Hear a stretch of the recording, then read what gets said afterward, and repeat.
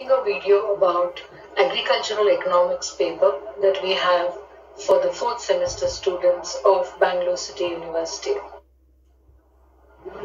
Basically, this is a paper which consists of the first chapter about rural economy of India. In this video, I would be discussing about diversification of agriculture and allied activities, cattle wealth of India, and dairy.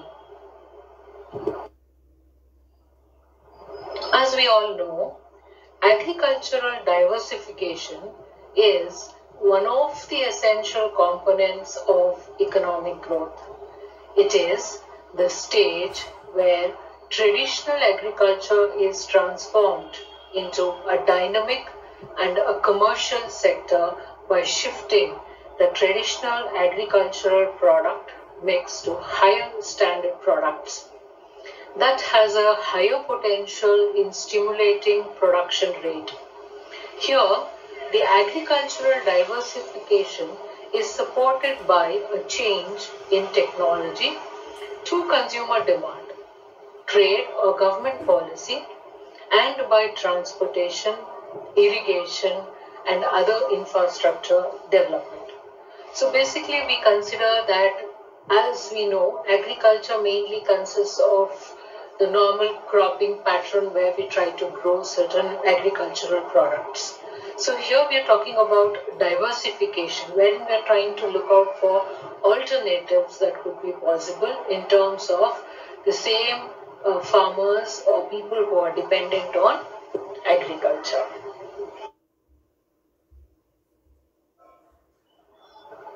So agricultural diversification basically refers to a change in the crop pattern or farming options for non-farming activities like poultry, animal husbandry, fishery, dairy, etc.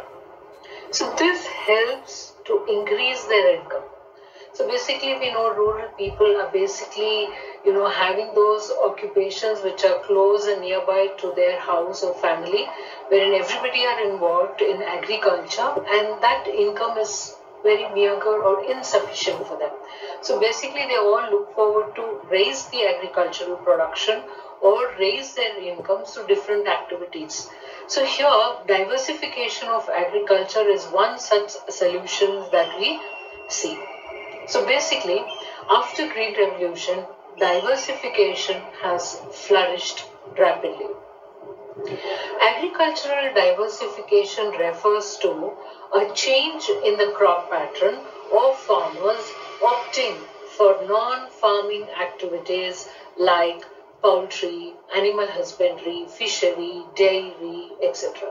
So basically here it is moving away from the normal course of activities that they were involved in growing crops. So basically they would be involved in terms of growing rice, growing in terms of wheat, sugarcane. So this was a normal kind of occupations that they had, wherein the entire family would have a piece of land or where they have these acres of land wherein they could try to grow rice, wheat, ragi, jowar, sugarcane, etc. And that was the only source of income. Very rarely we would find them having multiple cropping. But this was a normal pattern that the farmers would usually go for. But now we see in diversification of agriculture, they're taking up other activities like fishery or animal husbandry, poultry, dairying, etc. So this is helping them to increase their income. So as we discussed, the Green Revolution has in fact helped them in diversification because people are now trying to know that there are demand for other goods as well, which they can earn money and which they can take up as an occupation, as an alternative or in addition to agriculture. So the growing demand for milk, meat, eggs has also resulted in increased importance for livestock in rural economy. It may also be the reflection of a program of distribution of cattle to the landless households during the Integrated Rural Development Program in the 1980s. So basically it's an activity where a lot of things are put together, so bringing in a lot of positive change to the farmers who were basically dependent only on agriculture. So when we look into the features of diversification of agriculture, we come to know they have multiple or mixed cropping, and additional activities of along with agriculture include poultry, animal husbandry, fishery, dairying, etc.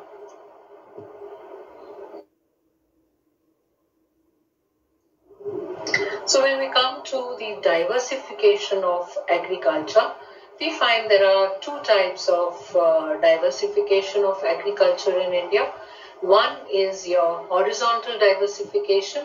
This relates to multiple cropping of mix of crops. So basically, this is very useful to small farmers who have a very small area of land wherein they want to grow more crops or try to earn more money. So basically, this is very helpful because they have a very small piece of land, and here he is able to grow more than one crop. So basically, he is opting for multiple cropping and trying to make use of the same small plot of land that he has to grow many different aspects of crops. So when it comes to the second diversification, we see there is a vertical diversification. It basically refers to a combination of industrialization along with multiple cropping. So we see both multiple cropping happening along with the industrialization. So this diversification again has been very positively helped the farmers to a certain extent because they are able to make use of the land or the plot that they have to increase their. So this, I've just picked this up from one of the sources wherein I could find this chart. I found this to be useful to you, so I have shared this. So basically we have two types of diversification. So here we are clearly able to see that the type of diversification of crop production, and there is a diversification in terms of productive activities. So here we see that diversification of crop production, it involves shift from single cropping system to a multiple cropping system. So here we have crop diversification. So basically you're still into growing crops, but you're diversifying wherein you're trying to bring multiple cropping to it than having just one single cropping pattern which was followed earlier by the farmers. Now when we look into the other aspect, the second diversification, we see that there is a diversification of productive activities. So here it involves shift of the workforce. So here you have the workforce who are basically involved in agriculture sector.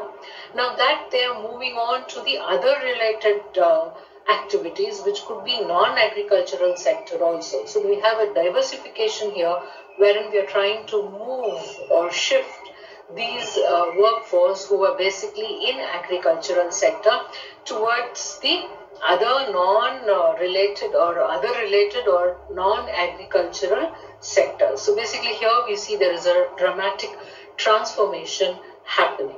So basically this is the two type of classification or diversification that we see in terms of agriculture. And when we come to the reasons, we see there are many reasons for diversification. One could be like your climate change.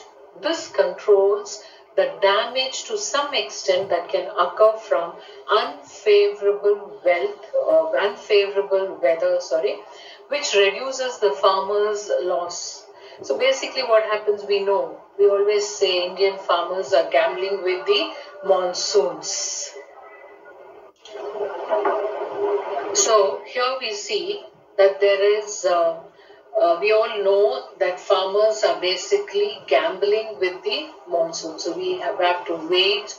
We didn't have proper irrigation facilities, or sometimes there's no proper rainfall happening as per the schedule. So we wait for the rainfall, or the naturally trying to wait to some extent to have a very good climatic condition. So when we have an unfavorable weather condition, that would basically eat away all his profits or try to bring in a reduction in his profit. So now when we are into diversification, we are able to reduce this burden that we had by depending on the climate change. So secondly, we see that there is alternative employment. So basically, as we all know, there is a seasonal unemployment, there is disguised unemployment in agriculture. So we know that entire family is dependent on this small plot or this agricultural area of land that they all grow crops. So now what happens is the entire family is into it. So we always had this disguised and seasonal unemployment. But now since we have alternatives to agriculture, like we have animal husbandry, poultry, shifting, etc., it is creating more and more jobs, so providing more employment opportunities. And coming to the growth of the economy, as we all see, when there is contribution, when you are trying to produce more, when you're trying to increase your national income or your per capita income, there is always definitely a positive contribution towards the economy. So this is being providing a positive note to the growth of our economy.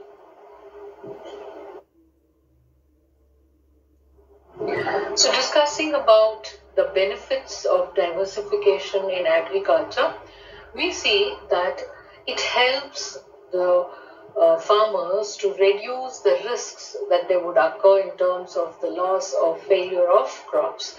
So as we discussed earlier, we know that there was a lot of risk involved in terms of farmers, because every day we see there are so many sad news about farmers having to lose their crops or farmers committing suicide. So basically they don't have any form wherein they can try to reduce this loss. So when you are diversifying into agriculture, probably that can reduce their loss to some extent due to failure of crops. So we see another concept happening here on a positive note, that is, it is trying to increase their income as they grow more crops in small piece of land. So we discussed about the multiple cropping happening with the farmers. So even though they continue to have a small bit of land or a small plot of land or the same normal land that they had earlier, but the positivity is that they're able to grow more crops. So when you have multiple cropping, they have a positive impact when they're trying to grow more crops. So this is definitely going to help the small farmers. And it is increasing the soil fertility. We also know that the soil fertility keeps reducing and disintegrating, and you need to look into how to make your soil more fertile. So fertility would be one challenge that the farmer used to face. So growing the same crops 365 days or in a year, you don't try to bring in any kind of change. But now since you have multiple cropping, different aspects are involved, different types of growing methods are involved, you can try to retain or increase the fertility of the soil.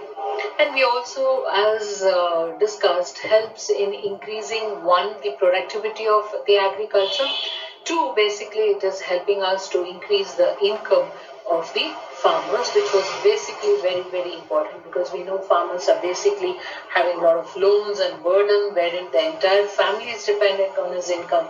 So this would bring us a positive change for the farmers as they're able to increase their income. So the benefits of diversification, we see that one, it is reducing the risk of agricultural sector, two, additional employment generation, three, higher level of income, fourth, helping in overcoming poverty. So what all we have discussed, we have tried to put this in a form of a chart so that it's very easy to remember. So moving on to the next topic here, we'll be discussing about agriculture and allied activities. So when we come to agriculture and its allied activities, we see agriculture, as we know, is the backbone of our economy, where more than 70% of the population are dependent on agriculture. So there are many such activities which people can do and are doing other than agriculture. So now we will be discussing about that in detail. So the activities other than agriculture or the allied activities as such are are animal husbandry, dairy, fishery, horticulture, poultry, etc. So there are many. We'll be discussing about a few of them in this video. So here in agriculture and allied activities, let's look into the benefits and the details of the different aspects. So first of all, let's start off with animal husbandry. So basically animal husbandry, it's a science of farming of animal livestock.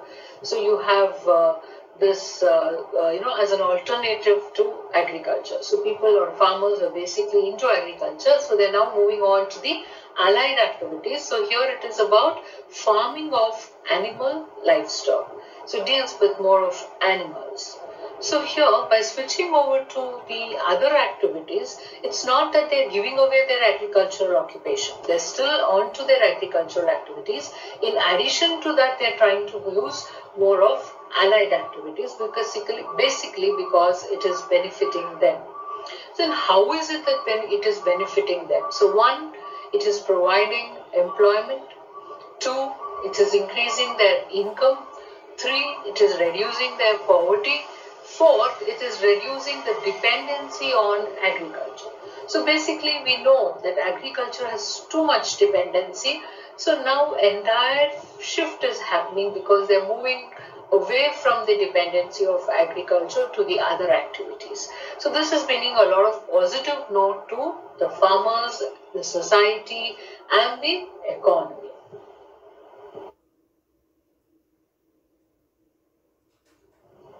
So we have this entire thing put into a small chart trying to cover the types of non-farm employment possibilities that can happen in rural areas. So here we have just taken up 4 in the chart, that is animal husbandry, dairy, fisheries and horticulture. So here I'll just run through this this chart basically. So animal husbandry, it is basically breeding, rearing and caring of farm animals. So basically when it is agriculture, we all know you need animals, basically your cattle, cow, goat, sheep, etc. very much part of a rural or a farm family.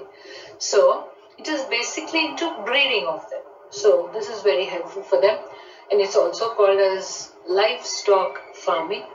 So the alternative name that you usually see instead of animal husbandry is livestock farming. Meat, eggs, wool and other products or the byproducts, as you say, are sources of income for farmers. It provides livelihood to over 70 million small and marginal farmers. It is a major source of employment to women since it's closer to their house, closer to the family sector. Usually women are involved in this, so providing employment to women.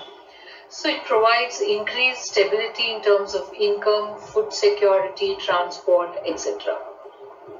So briefing about dairy, it is the business of producing, storing and distributing milk and its product.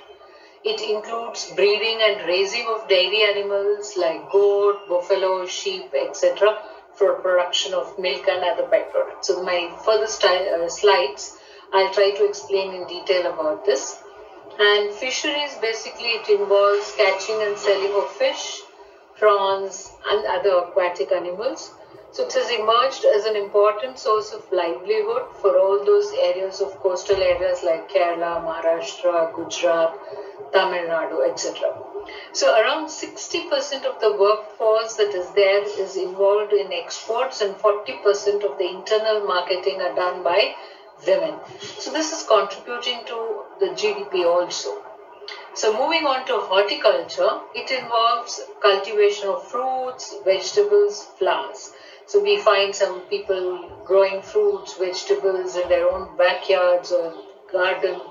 But now this is into horticulture wherein you're trying to cultivate fruits, vegetables, flowers. So India is world leader in production of variety of fruits like mango, bananas, etc. Again, this is also generating a lot of employment opportunities to the rural. So moving on to animal husbandry, so we see that it is breeding, rearing and caring of farm animals. So as we said, it was also called as livestock farming. So there are other sources of income that is generated, that is by selling of eggs, meat, wool, etc. Just providing job. So it is basically helping all those small and medium farmers. So moving on to fishery. So as we all know, it is catching and rearing of fish. So it also involves prawns, oysters, or any other aquatic animals. So it's a major source of income in the coastal areas. So we all know it's very close to their areas. So they go for fishing and they are able to also earn an income out of it. So about 60% of our workforce provides export to our country, and 40% of the workforce here are women.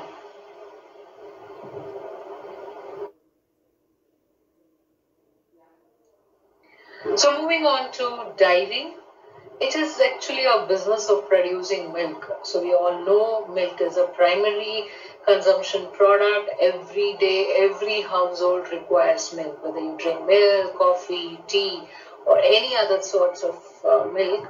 It is an essential commodity. So the storing of the products, distributing it is a very important aspect of dairy. So it's breeding, raising of dairy animals like goats, sheep, buffalo, etc. It's all for production of milk. So there are many byproducts of these that are in great demand and people love to consume it. So it's not just milk, like we would have, a few sheep or goats, or we would have some cow and cattle and, buffaloes wherein you try to get milk. Maybe you would have curds and you would have lassi. But no, now it is with the technology usage, there is a lot of diversification happening in terms of even dairy as such. So we have many byproducts that again are in huge demand. We know that there is white revolution happening all over India. We have this Amul, Nandini as major brands of dairy. So there are many products or byproducts which are in demand. So let's see how it works. So the dairy products with high demand potential are being grouped under different categories. So basically, those prepared by reconstitution of liquid milk. So you have milk, you're reconstituting that liquid milk and making them as to put milk as flavored milk of pista, mango, or any flavor that you would love to have. So we also have Indian milk products like dahi, misti dahi, lassi, buttermilk, like ghee and basically Shrikant, etc. So though they have very small life shelves, you can't keep this or store for a long duration of time, still they're in great demand because people love to buy, your curds or your set milks, your curds, dahi, misti dahi and lassis, especially during your summers where you try to get your chas. These are in great demand, and even to some extent your butter. And we also have, byproduct of this preparation by condensation of milk. We have Indian milk products like kheer, kulfi, basundi, rabdi, barfi, pedas, etc. So again, these are also in great demand. We know that they all have these ready packed things available, all your dairy shops, wherein there is a lot of demand for this and people love to consume. And we also have something prepared by acid precipitation, that is Indian milk products like paneer, chana, rasgulla, rasmalai, etc. So I think the moment you hear this, you're so tempted to flavor them or taste them or eat and enjoy those flavors. So this all happened because there are a lot of efforts put into improving dairying as an occupation, as an alternative to agriculture, not just to generate employment or to increase our jobs availability, but it was basically making people make use of those products available, because we had milk, but we were not using it to make the byproducts, or we were not having storage facilities. We were not able to make use of the technology that was required, which is being made available in this modern. We discuss about horticulture. Basically, this involves cultivation of fruits, flowers, vegetables. So they are all major crops like potato, mangoes, apple, brinjal, onion. And when we look into the total shares that is involved from India, we feel very proud because there are certain qualities or varieties of mangoes, banana, in great demand all over the world. Again, it is generating additional employment other than agriculture. Flowers are exported from Bangalore to various parts of the country and to the world. We all know how famous Bangalore is for the roses that it sells. So moving on, we'll be discussing about cattle wealth of India and dairying. So we were discussing dairying as a part of allied activities of agriculture. So we move on with a bit detailed study of cattle wealth of India and dairying.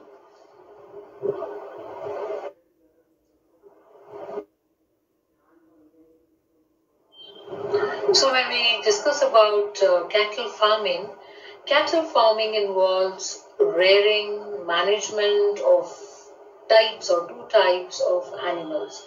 Basically, one group for food requirements like milk, and other for labor purposes like plowing, irrigation, etc. So we have the other one, basically animals which provide milk, called as milk and for dairy animals. So for example, we have goats, buffalo, cows, etc. So animals which are used for labor as called as draught animals. So dairy animals are basically very carefully looked after, they are cared, they are bred for milk. We need to improve the milk production to meet the requirements. And how do we do this? Basically, there is a period after the birth of a calf, when a cow starts to produce milk, it's called the lactation period. We can enhance the milk production by increasing this lactation period. So, along with milk production, we are also trying to look into the quality of milk that we produce. So, dairy farm management is the management of the milch animals with the goal of enhancing the quantity and quality of the milk produce. For this reason, there is a high yielding and disease resistant breeds that are basically developed. So we are trying to not just have animals, we are trying to breed them according to our needs, wherein you have quality and quantity, so that you get more milk. At the same time, you maintain good hygiene and good quality of milk that is yielded.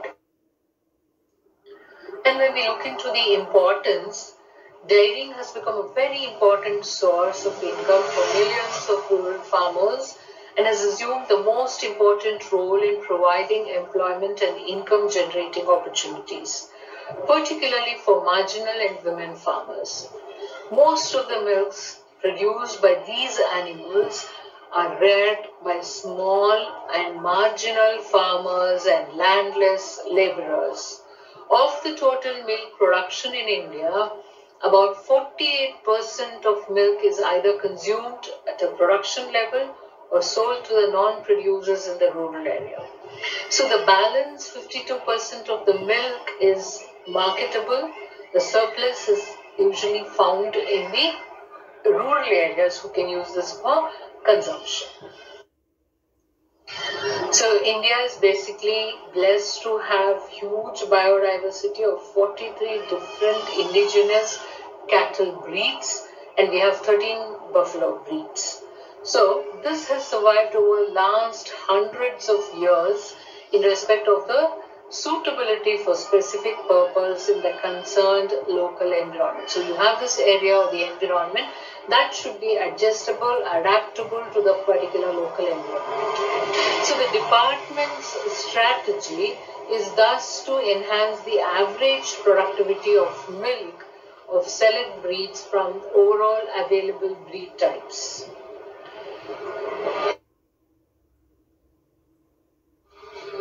So going into the benefits of dairy farming business is a traditional business, so we don't have to worry about marketing our products or anything because people already know, they are aware of it, what actually it is made up of.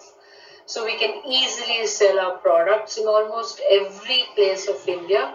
So any dairy product market is active around the world. As I told, every day you need milk, your curds, your ghee. So this is something which is a very traditional business. So dairy farming is very eco-friendly. It doesn't pollute the environment, so added advantage. Dairy farming business doesn't require highly skilled labor. We can easily set up small farm dairy farming with family or the members of your family. And it's a great business opportunity for the unemployed, educated young people. So they don't have to sit back at home saying, I'm not employed, I don't have work. They can always take up this business opportunity. We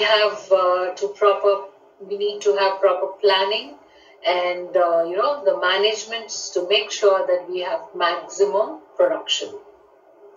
And numerous highly productive native Indian and foreign breeds are used for farming. So you just need to look into the climate and the environment so that they are suitable and we can accommodate those animals. So when moving on with the government, the cooperative sectors, we see about 80% of the milk is marketed as liquid milk and only 20% of it is used as milk products. While it's the reverse in the private sector, where only 30% is marketed as liquid milk and 70% as milk products with value addition. So the dairy products with high demand potential can be largely grouped under the following categories. So something prepared by reconstitution of a liquid milk is known as your flavored milk with different fat content, flavors, etc. So you try to reduce your fat content. You have, earlier it used to be just one packet of milk. But now you see there are different types of milk available wherein you have the entire fat content removed in your milk, which is almost 0%, which is basically called your slim, or basically it is called as your Tetra Pak milks, which you can use it. We have with entire fat content available. We have little bit of fat being removed. So you have various types of milks.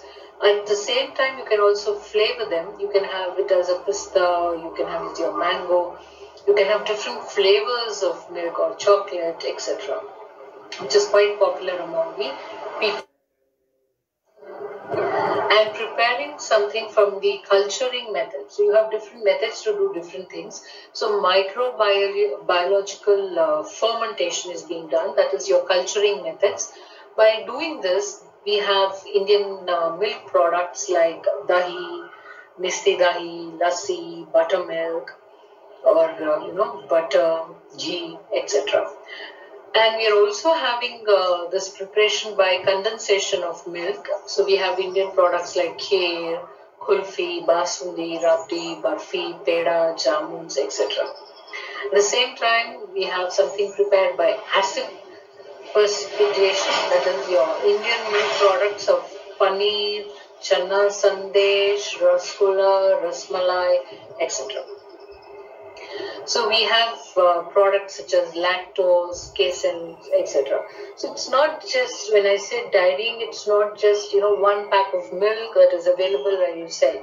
So in milk, you have different varieties. In byproducts, you have different varieties.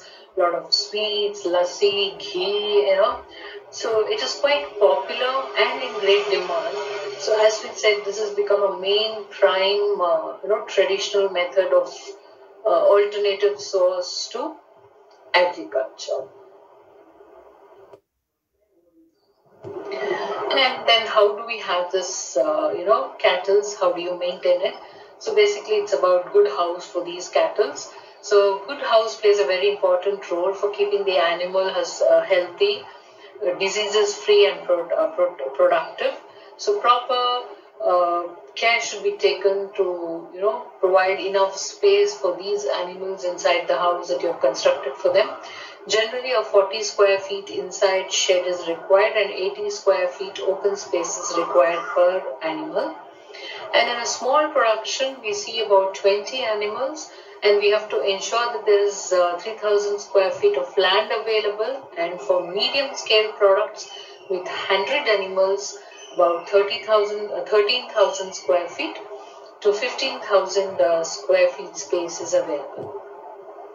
But however, we must always ensure that all types of animals require certain facilities in a house, like it should have proper ventilation. You should also have, free flow of fresh and clean air, and there should be sufficient place, proper water for cleaning and drinking, etc.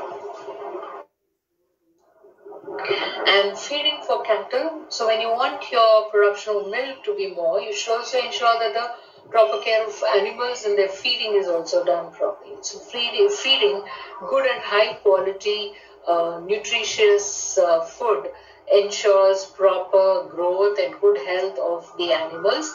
So always we should try to feed them. Sufficient amount of nutritious food should be there, and try to add as much green food as possible with regular food, because green food helps the animal to produce more milk and helps to produce or to reduce the feeding cost. So you have to ultimately try to bring in more production of milk, which is very essential, so the cost also can be reduced. But it is not that dairying is free from any kind of problem, so they also face a lot of problems. So let's look into those problems. High infrastructure and feeding cost is the main constraint of dairy farming business. So we all know Indian farmers are very poor, so money is a big constraint. Most of the farmers are not serious about the total expenditure and the profit from this business. So they don't count the value of green food which they grow with their crops. And the breeding process of animals depends on various factors. It's your biological phenomena, getting expected milk production, again depends on your proper breeding process. And most of the farmers are not conscious about this due to lack of proper publicity and public announcement by the government. So in accordance with making good business plan, dairy farming requires hard working, proper care, good management, and they have to be alert always. So in a country, one of the family members takes care of the animals. So we usually know in our country, it's one member of your family who is taking care of the animals. But for a commercial purpose, when you're doing dairy, not for your just family or self-sufficiency, but it is for your commercial purpose, you have to employ several experienced people with high salaries. So when you want to make money, make it commercial, you also should ensure that you have proper trained people to look after these cattle or your farming business. So some efforts have been done by the government, like National Program for Dairy Development, and we have National Dairy Plan, we have Dairy Enterprise Development Schemes, supporting of dairy cooperatives. We also have Dairy Processing and Infrastructure Development Fund, to name a few. So we have almost discussed 2-3 topics in this video. Let's summarize as to what we have discussed. So we have discussed about agriculture and its allied products, the types and the benefits that were involved.